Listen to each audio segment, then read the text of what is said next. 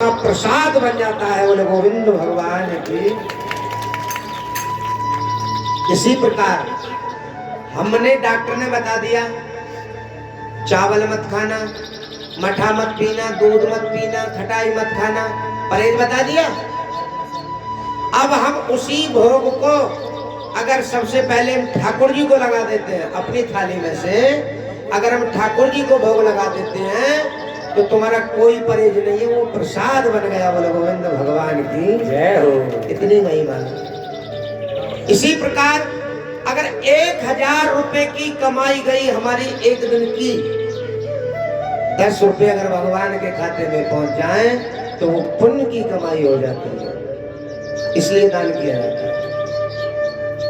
दूसरी बात, कभी पति से पहले खाना नहीं खाना चाहिए।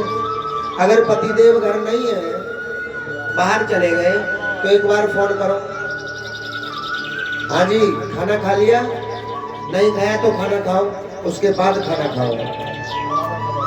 दूसरी बात, पिता को जो घर बेटिया होती है कुंवारी कन्या, पिता को कन्या के साथ बैठ करके खाना चाहिए। कन्या चाहे कितनी बड़ी बिटिया हो, अगर जो पिता बिटिया के साथ खाना खाते हैं, मैं व्यासपीठ से वादा करता हूं उस पिता की कभी अकाल मृत्यु नहीं हो सकती। अकाल मृत्यु जानते हो? वो पिता ना तो कभी फांसी खा के मरे, ना जहर खा के मरे, ना एक्सीडेंट से मरे। अकाल मृत्यु नहीं होगी उस पिता की। क्यों?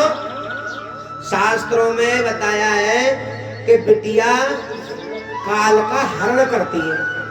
जो काल आता है ना, हमसे उल्टा सीधा कराने के लिए कि फांसी खा, पढ़े लिखे ज्यादा खाते हैं फांसी, तो उस काल का हरण कर लेती है बिटिया।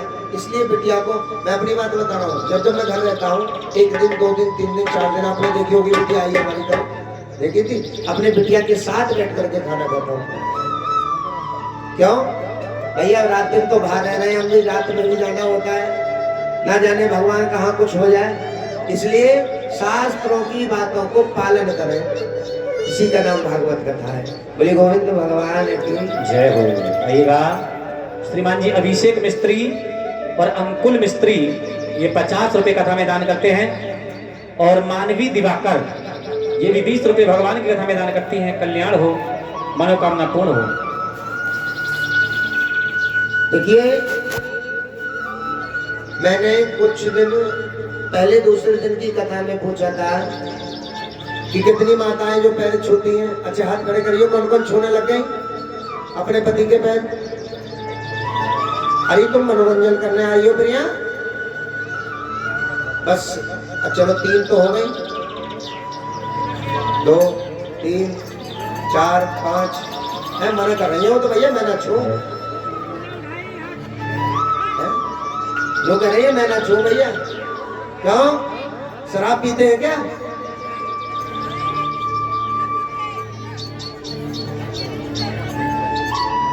मनोरंजन का साधन समझने आइयो, फिर तो है आनंद लेने आइयो, कथा ना सुन रहे।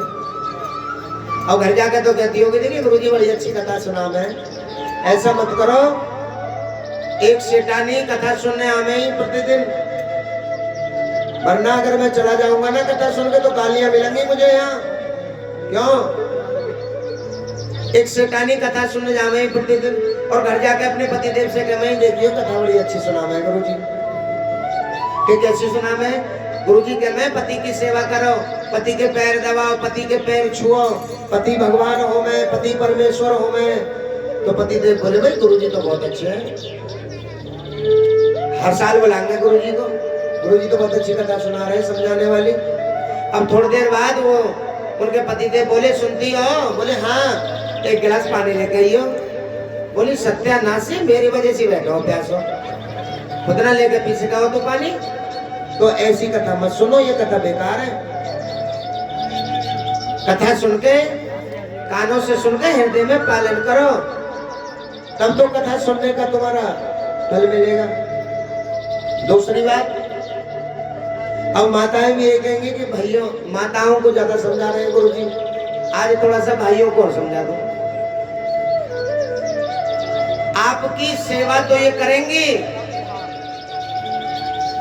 माताएं पैर भी छुएंगी, पैर भी दबाएंगी, सेवा भी करेंगी, लेकिन आपको भी पत्नी व्रत वाला बनना पड़ेगा।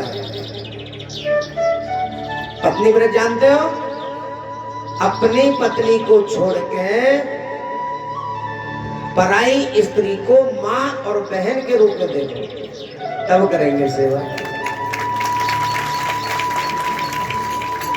भगवान कहते हैं हम कुआरे नहीं विवाहित हैं। सुपड़ कहां से कहते हैं भगवान? हम कुआरे नहीं विवाहित हैं, एक नारी व्रत साथ में रखते हैं, अपनी को छोड़ दूसरी को माता और बहन, तब होगी तुम्हारी सेवा। अब भैया सेवा तो करा रहे हो तुम पत्नी से, और पता चल रही है कि कहीं चक्कर चल रहा है दूसरी जगह, तो ये बेचारी सेवा कैसे करे? हैं? माताओं को देखो ये कितना बड़ा त्याग कर रही है। देखो आपके पीछे इन्होंने कितना बड़ा त्याग किया है। सबसे पहले अपना घर छोड़ा, अपने पिता छोड़े, माँ छोड़ी, बहन भाई छोड़े, घर परिवार छोड़ा, यहाँ तक कि जिस गोत्र में जन्म लिया वो गोत्र भी छोड़ दिया, तुम्हारे गोत्र से जुड़ गई। कितना बड़ा त्याग करके आई। और तुम्हें कितना त्याग करना है? बस थोड़ा सा, बस किसी और को मत देखो, अपनी पत्नी पर ही निर्भर रहो, तो तुम्हारी सेवा होगी। दूसरी बात, घरवाली होती है घर की। अब माताएं सेवा कैसी करें? मैं तो रोज देखूं यही निकलती बढ़ते बेचारी सुबह उठेंगी, दराती लंगी, कपड़ा लंगी, खेतों में चली जाएंगी, है पूरी दोपहरी काम कर रही है, पूरी दोपहरी काम कर रही है, शाम को आ रही है, खाना बना रही है, तो कौन सा टाइम तुम्हारे पैर दबाए? बताइए जरा। तुम्हारा कर्तव्य बनता है, घरवाली होती है घर की, आप खेत में काम करो, वो घर में करेंगे। खेत में काम तुम करो, तुम्हारे बस की नहीं है, मजदूर करो, लेकिन पत्नियों से काम मत कराओ खेत में। अरे तुम्हारी हित की क्या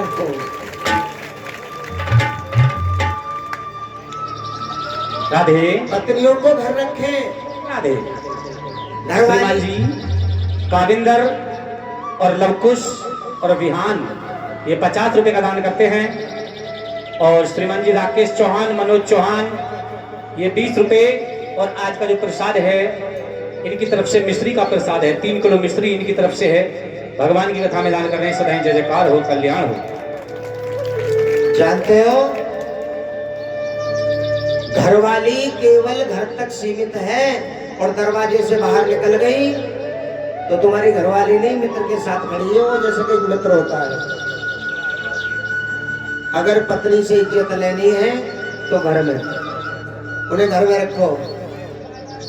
आप बाहर काम करो, वो घर में काम करेंगी, अच्छे से चलेगा सब कुछ।